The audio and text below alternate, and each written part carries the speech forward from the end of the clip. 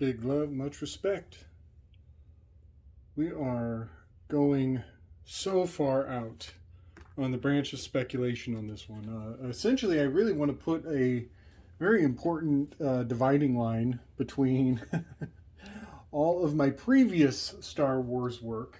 I want to seal all of that off, as there was a lot of very objective truth in the correspondences that were revealed by the progression of the Fool card in the Station of One being Luke Skywalker, Station 2, the Giver, being Chewie, Chewbacca, Station 3 being Leia Princess, the higher priestess, and number 4 being, 3 being the Millennium Falcon, which after my last run, I realized how much that looks like the Millennium Falcon. Like this white curve and this little division at the crown is so clear to me. It becomes undeniable at a certain level. So yeah, that's absolutely Pegasus, the white horse of the hero, and the Millennium Falcon intrinsic to the Empress. Han Solo being Cephas. I was mispronouncing it because I think I had that switched in my mind because the Emperor is seated. Cetus is the monster that is threatening their kingdom. So this is actually, let me get my little marker and correct that. It's actually Cephas is Han Solo, is the Emperor card, who is reclined, kicking back, chilling, hard to shake. Let's see, Cephas. So that is his archetype, with his foot kicked up so he can shoot the blaster underneath. Also, one of the aspects of the Emperor card is that he's very cunning. He is deceitful, super crafty, that guy. So he is the 4. The envy aspect is so compelling. Not only are they individuals, but they're absolutely their envy shows in a major way. I still don't have that robot's name, but the robot has a very envious jealousy component built into one of her defining scenes. Jumping across the divide, jumping across the yard of the 3 Moirae from the feel into the think, we have old Ben, OB server, the observer of Ben. It's really exciting to see that the tarot deck has been alive all along in Star Wars, but I'm going to make a caveat when I get done with this rip through. There's something actually highly blasphemous about infusing the tarot into a film. Highly blasphemous, and it goes back to the Carl Jung versus Friedrich Nietzsche, and extracting the seeds from what I think was a very nefarious agenda. So yeah, Obi-Wan is the Hierophant. R2 is definitely the Moon card. Sun card is C-3PO. Did I get that right? C-3PO? R2? Yep. R2 is the Torah. Torah. And C-3PO being the sun. Also, Medusa is in this Station of the Sun card, and C-3PO actually gets turned off. He gets obliterated, he gets turned off. A lot of interesting things going on with that. And I forgot to mention, the scene in the scene where Obi-Wan receives the message from Princess Leia, C-3PO asks if he can be shut down. And that is really far out because I think there is so C-3PO shuts down, he closes his eyes, and R2-D2, he casts an extra light. So there's something of the eclipse magic going on in the moment that the message from Princess Leia is conveyed. I think there's a huge reveal in the fact that C3PO has to shut down so R2 can shine brighter, and I think it has way more to do with just Eclipse dynamics. Also, on this Hierophant card, what is it? The Tetramorph, the four-sided, four animals of the corners. Their eyes are blackened out, just like C3PO when he asks to be shut down, which is Sirhan Sirhan. Sirhan Sirhan is activated by a pinch to the neck, which is the original. It's the origin of the MK Ultra mentality that is very dangerously infused with what we're doing here in this project. Moving out of the number 6s, which are the twins, the lovers, R2 and C3PO, we move into 7, which is the enthusiast, and that is Billy D. Williams. And the Chariot card, which is Barack Obama, blows my mind. Up here at the Lust card, I had Vader in there with the Death card, but we are actually thinking that the Lust card might have more to do with Boba Fett, and very powerfully correspondent with the mythology that is Jeffrey Epstein. It's even, this Whore of Babylon is, you could say that's the Jizz Lion. Oh, fuck! It's the Jizz Lion! This is Jizz Lion Maxwell! Fuck! How'd I miss that? I'm glad I'm going back through. God, save my soul.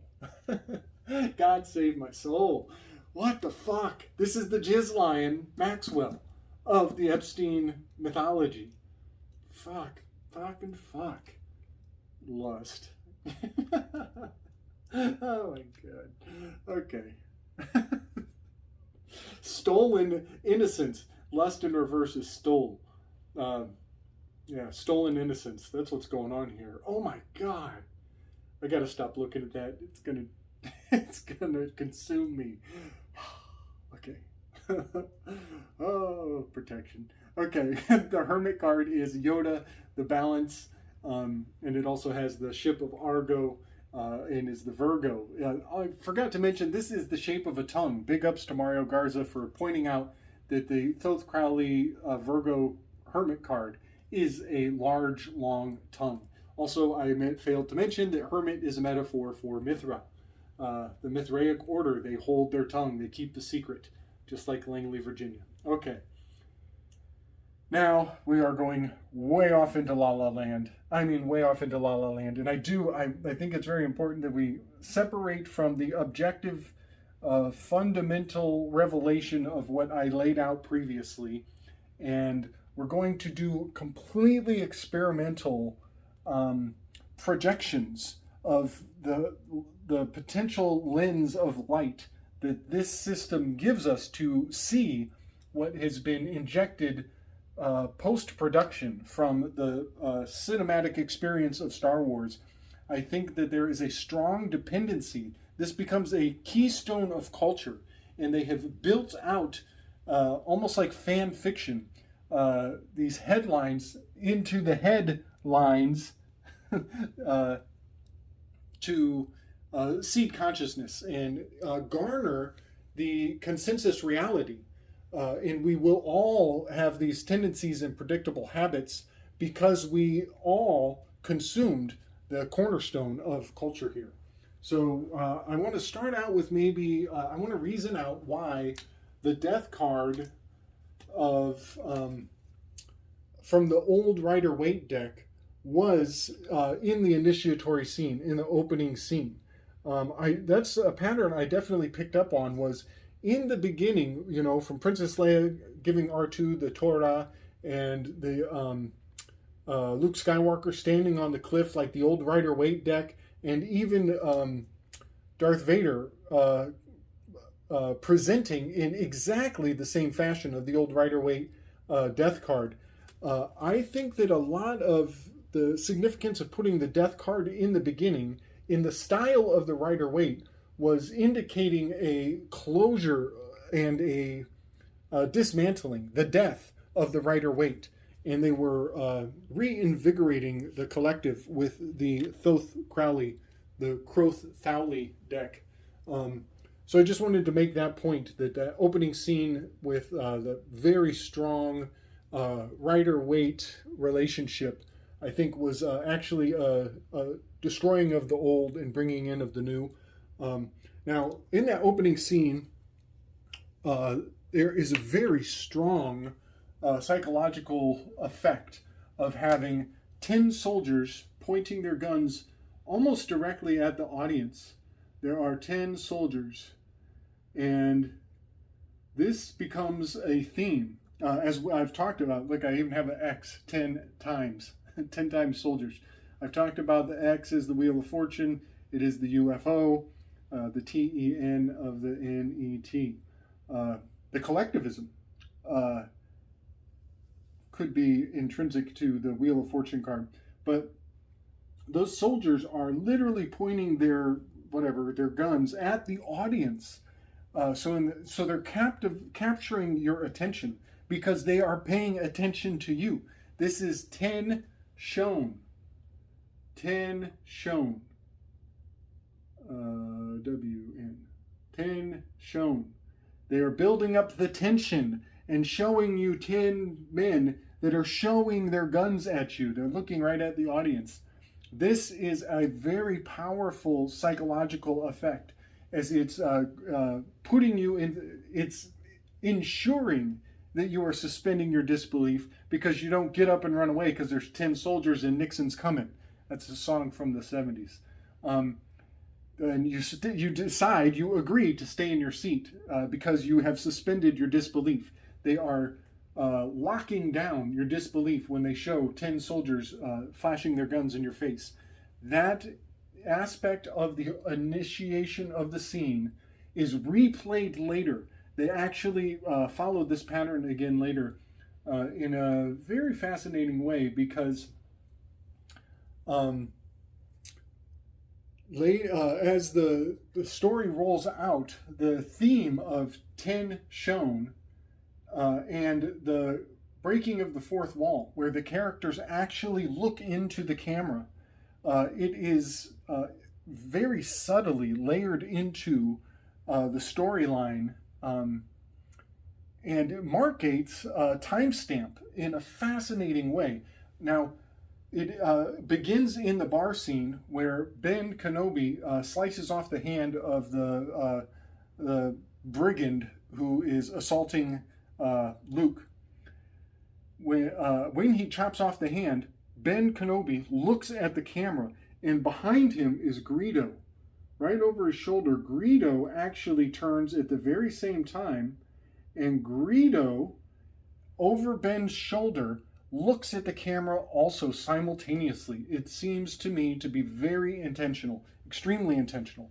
And what is fascinating is that the shadow of Ben Kenobi is Greed. Ben Kenobi is looking at you, and he is showing his shadow because he just busted out the lightsaber for the first time and sliced the hand off of an individual.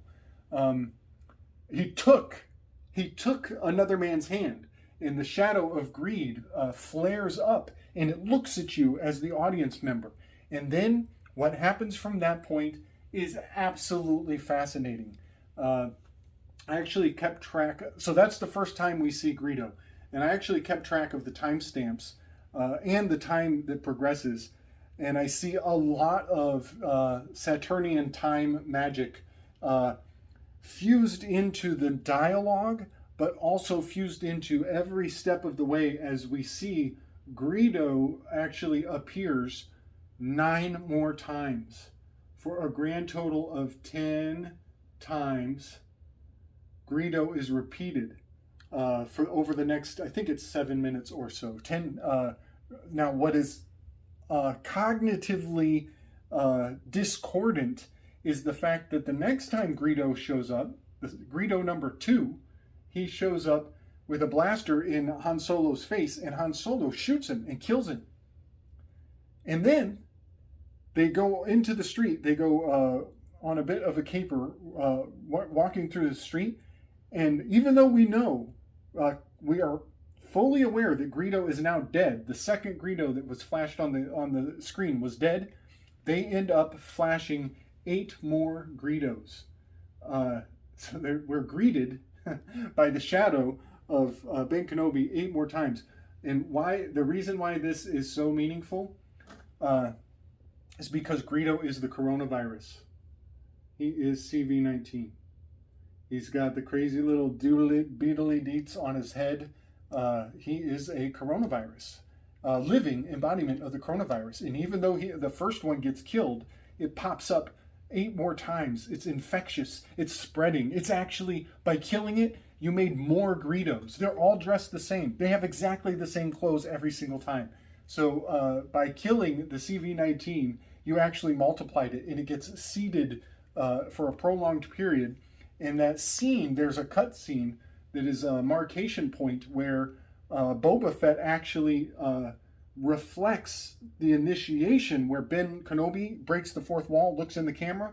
At the very end, as Greedo number 10 is exiting off the stage left, Boba Fett actually turns and faces the audience again with a blaster in his hand, gaining your attention. He's getting your attention by looking into the camera. Now, what is very insidious about this fact, these fascinating little alterations, is that extra scene, that the actual scene where the extra Greedos show up behind Jabba the Hutt, and Han Solo has to negotiate his debt to Jabba. That was extra footage. They added that years later down the line, just in time to re-release the film, and people were eager to consume the extra footage. When we saw, oh hey, this wasn't in the original Star Wars, we were actually very eager to consume it. It got our attention. There were 10 coronaviruses shown in that series of events. They were seeding our consciousness with the belief that you can't kill Greedo, and it is the source of greed. If you're greedy, you better invest in the coronavirus mind control program. Very triggering, very, very triggering. Next, let's talk about Respirator. Respirator. Darth Vader is the embodiment of evil, and he is on a respirator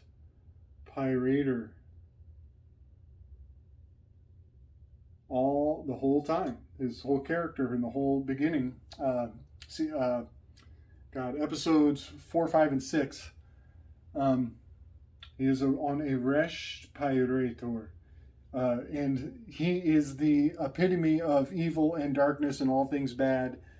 He brought it upon himself. He is a shell of anger. He's the challenger. He's shelled up anger.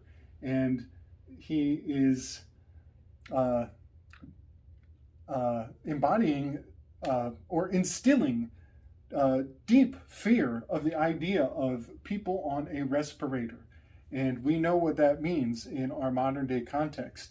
And the fear of that, the fury, the need for vengeance, the trigger of it all is quite profound. As in the new series, they actually show Darth Vader walking through a village where everybody is quarantined in their house, and he is randomly force grabbing people out of their own windows and force choking them to death. Very much like a quarantine situation. And they infuse the entire scene with a very loud, predominant respirator sound, the Darth Vader breath that was, so scary as children. And I'm not going to get into too much about the modern day versions of the Darth Vader storytelling, but Resh means head. Resh means your head. Pirator, they're pirating your head. They're stealing your thoughts. You're going along with the program to engage emotionally in that very dark spell. All right, now I'm going to make some claims. I'm going to bring up some far-reaching speculation. This is going to be hard to deal with. This is going to be real hard to deal with. But I believe that Mark Hamill was brought out of retirement just in time to be dressed up in disguise to look exactly like Steve Bannon. Steve Bannon probably isn't, he doesn't have a thorough Hollywood-sponsored makeup crew. Oh, what am I doing? Steve Bannon. He doesn't have a makeup crew to alter his appearance, so I'm quite sure Steve Bannon looks like Steve Bannon. Mark Hamill, on the other hand, has a huge makeup crew, and they went out of their way to make Mark Hamill look exactly like Steve Bannon when he came out of retirement. He came out of his hermitage on that island, which he actually ends up never leaving. He stays on the island. He stays recluse. And there is a darkness to that spell, I'll tell you what. But Steve Bannon is 1 is Q. 1 equals Q, and 1 plus 7 equals, look closely, 8 A-N-N-O-N. Steve Atanon. Steve Bannon is QAnon. And they infused his likeness with a childhood hero to essentially, I don't think it was, for some people, it was to draw them out to the January 6th tower collapse, the collapsing of the tower from J6. But what is even more insidious and beguiling about the Steve Bannon equals Mark Hamill correspondence is that Mark Hamill's character, Luke, he never leaves the cave.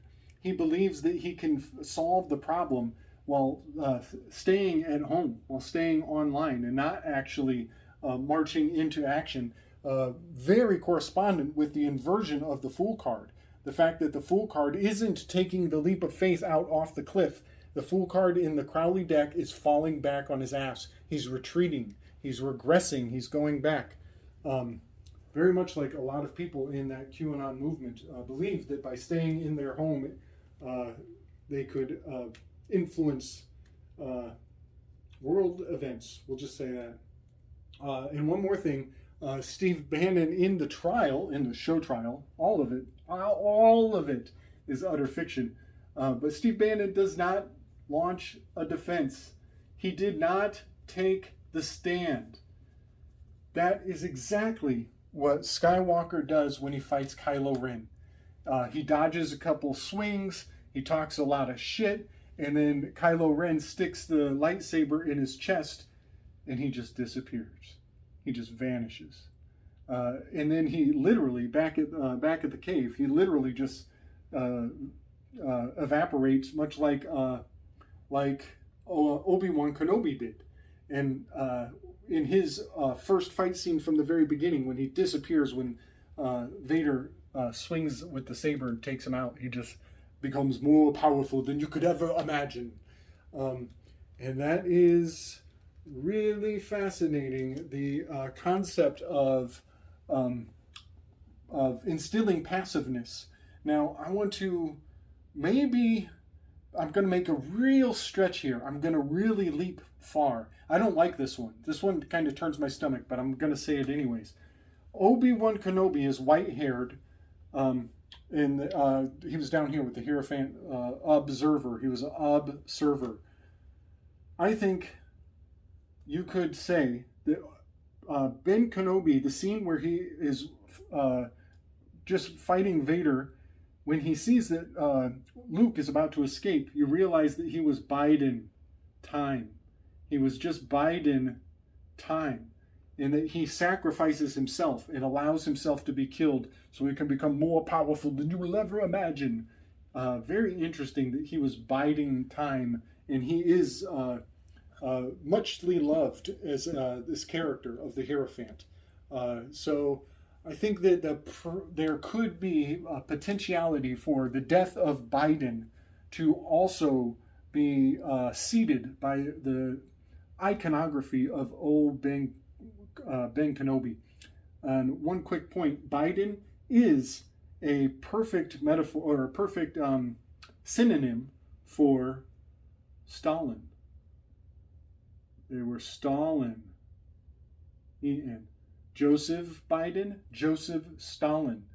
This was the steel curtain. This was the steal of the curtain. They stole the curtain and the revelation of the fact that it doesn't fucking matter. It's all fucking theater. But the correspondence of Biden and Stalin is absolutely flabbergasting. I run out of adjectives sometimes. I don't know what to say about that one.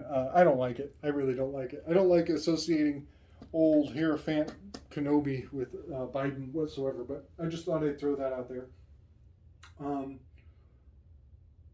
One more. Oh, yeah.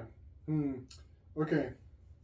Let's talk about very quickly how I'm just going to flash to the visual. It kind of says everything, but you know, the Jawas, Jawas. You know, we're supposed to be so sensitive, culturally sensitive, and we don't want to offend anybody. But meanwhile, the art that we consume is very clearly making correspondences to people culturally. So the Jawas are absolutely, beyond a doubt, the Jews. They are the Jews. They're dressed in like maybe sackcloth, living a life of a vagabond, wandering through the desert and living in an ark. They live in a gigantic ark, and when you look at the ark, it is literally the Ark of the Covenant upside down. And there's way more to that, because when you get into Mandalorian, the Jawas and the Jews, who are really good negotiators, they're thrifty, they're not to be trusted. There are, you know, all this cultural bullshit is actually infused into the Jawas, and that's not me. That's that's George Ophiuchus. George Ophiuchus. That's his shtick, not mine. But I'll bring up a visual to kind of confirm the Jawas are the Jews wandering through the desert with their ark, their great ark. The next one is, man, I'm really getting through this list pretty darn well. Next one is, I want to talk about the stormtroopers and that little label on their back. Since I was a child, I was like, what is that symbol on their back? What could that possibly be indicating? And with just a little bit of thought, I realized it's a O, and then it looks like this and like this. And I might be wrong about this, but I think that's oil. I think that's encoding oil. So if I'm right, and that is oil, and it makes sense, because all wars, all stormtroopers through history were agents of the oil industry, big oil. And if that is correct, then this little symbol on the back of those agents of the empire, I believe, has been reinvigorated, has been brought back to life in the symbol of the Extinction Rebellion. They have this effed up looking, I don't even know how it goes, something like OIL. It's this trippy Bell's palsy looking skull, but it is very obviously indicating the oil industry. I think that is the message they're trying to convey, but it kind of throws me for a loop when I think that the stormtroopers, who were clones, genetically modified organisms, they were wearing the same symbol way back in the day. In our childhood, we associate them with masks, we associate them with facelessness, and we associate them with evil, as they were the white horse of the death card, which could be, who is it? There's a oil company that has the horse as their emblem that is Pegasus. maybe it's Shell. I'm not 100% sure what company that was, but it is very trippy that the emblem of the Extinction Rebellion movement is hailing back to the stormtroopers. You know, these very powerful early signs and symbols are being reinstilled, reappropriated for that matter. Now, I think I've covered everything on the list. One thing that I failed to mention is how much, you know, that I like to make at least three connective points to a correspondence. I want to jump back on the Joe Biden equals Obi-Wan Kenobi, something very that also supports that association is the obey. J obey Jin. He's got that little microphone in his ear, and he's, you know, he's a real boy now. And that is so similar to Obey One Kenobi, which is Obey 111 in an interesting way. So I just wanted to maybe support that with a little more connective tissue to the correspondence of it. And I'm actually going to cut here. I'm going to call it, but I want to maybe announce where I'm going next, because something really serious needs to be done in regards to this Lust card in the challenger position, and the potentiality of this being Ghislaine Maxwell.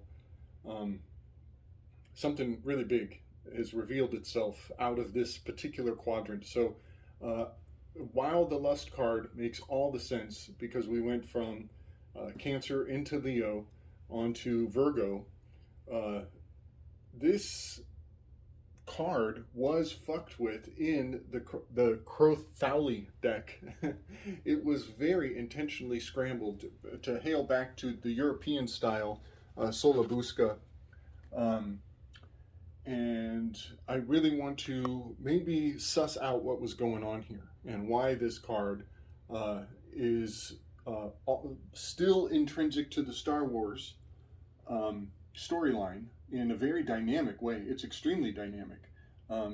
That's kind of the nature of the 8, you know, the Analima. It turns in all directions. It's rotas. It is rotating in many directions. You see, it even potentially is twisting. So that's going to be where I go next. I want to maybe make it clear that in the beginning of the Star Wars series, that the Death card does belong here. And I'm going to start with the Death card and its application to the Star Wars construct. And we'll fill in the details of why the Lust card and some other cards are also very correspondent right there. So much love and respect, everybody. Strength and wisdom.